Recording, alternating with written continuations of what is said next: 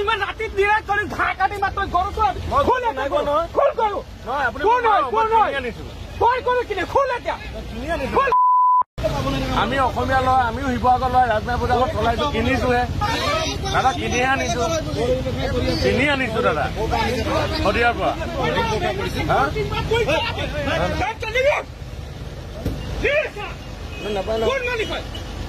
মই জানা ইমান ৰাতি দিনে কৰি ঘাঁহ কাটি মাত্ৰ গৰুটো খোল কৰো খোল এতিয়া কষ্ট কৰি গৰু কিনবা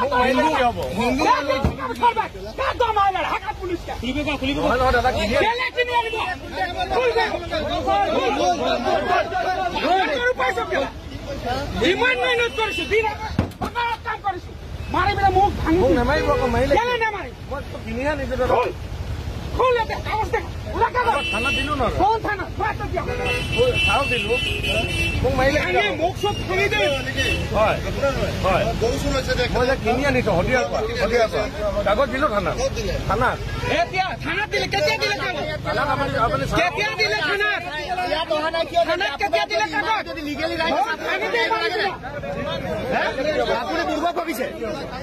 মাৰিলে কি হব মই অসমীয়া লয় অসমৰ ল'ৰা থাকিলে কি হ'ব? চুৰ পাতি হৈছে, এইটোতো ৰক্ষা কৰি ৰক্ষা দিবটা আপোনাৰ দায়িত্ব। আমিতো চুৰি যোৱা নাই দাদা, চুৰি গৰু চুৰি মানুহৰ গৰু চুৰ হৈছে। বিকা মানুহখিনিক ইয়ালৈ মাতি দিম, বিকিনে বিকিছে কি মাতি দিওঁ। আপোনালোকৰ পইচা আছে, আপোনালোকৰ পইচাৰ খেল এনেকুৱা ট্ৰাকত এনেকুৱা লৈ যাব পাৰে, একেলগে 24টা-25টা গৰু লৈ যাব পাৰে নেকি?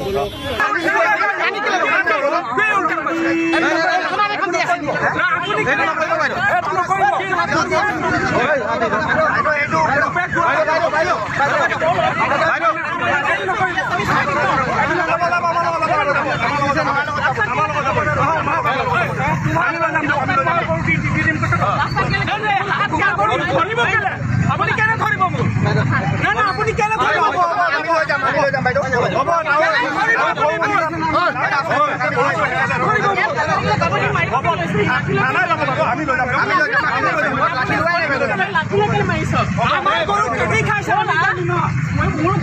আপুনি কেনে ধৰিব মোক কি মোৰ ৰাইট আছে বৰ্তমান